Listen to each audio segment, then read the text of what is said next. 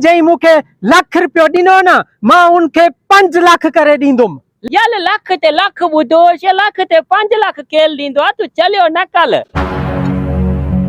काडे वियो इते किथे हुंदो भली जमीन जे तह में भी गिरी वने न छेके कढंदो मां। हवाले ने खे छाडे हो पूरा 10 लाख रुपया खणी वियो आ। बोले से टेंशन न कयो, मां आया से पाई तेडो ए तेडे का बच्चा नामुमकिन है। अचो गोली पुलिस मुझे काट पैया लगे थो तो आज मुझो आखिरी डी आ। पैसा किथे लिकाया मां? हां मोटर में लिकाया, टापे में लिकाया सा, पर चाबी किए हणा मां? दिसा पान वठाए चाबी। हाँ हिकड़ी पैया चाबी हणी दिसा मान लगी पवे। हाँ लगी भाई वारो कर मोगा। निक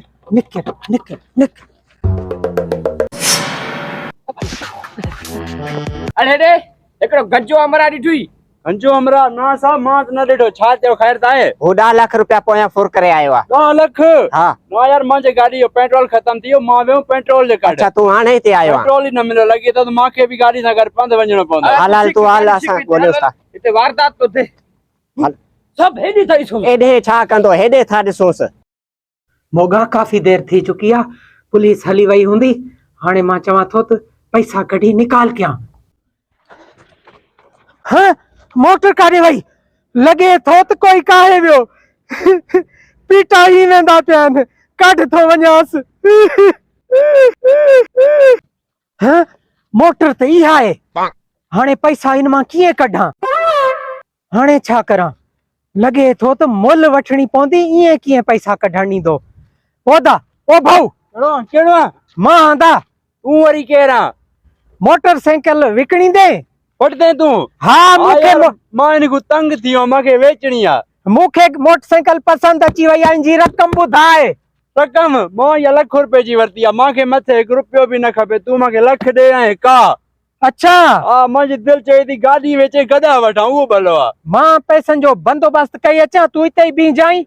मां इते ही बीठो आ। हिक इंच भी कारे न वेंदो। अज मां इनी मथे जे सूर के वेचे करे पोई घर वेंदुम सुकून सा। ठीक आ मां जो आयुस दा। ठीक आ। अले मोगा छो परेशान आ?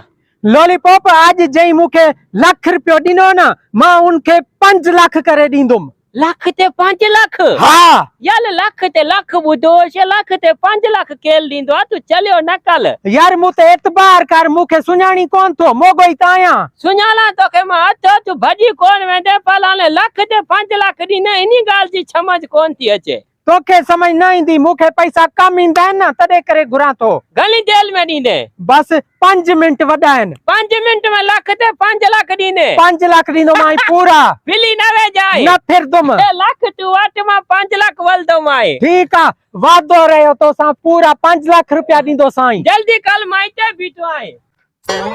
आदि यो निभागो गंजो कलाक थियो अचे दा लाख रुपयो अची वए। हाँ माखे रे पैसा है गाड़ी सा गड कपड़ो फ्री दी का।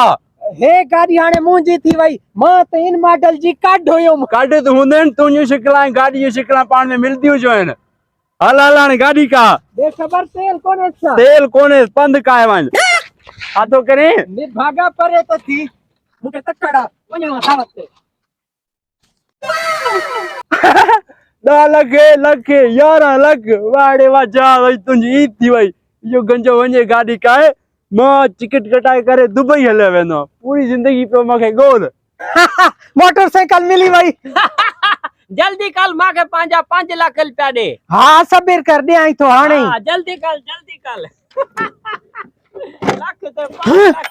हां यो छा थियो? क्या थियो? 10 लाख रुपया मां टापे में रखया हा कोनेन पिया। यार बानो न कल चंबा कही दे मां के 5 लाख रुपया दे। मां रखया पुलिस जे भाऊ का 10 लाख रुपया।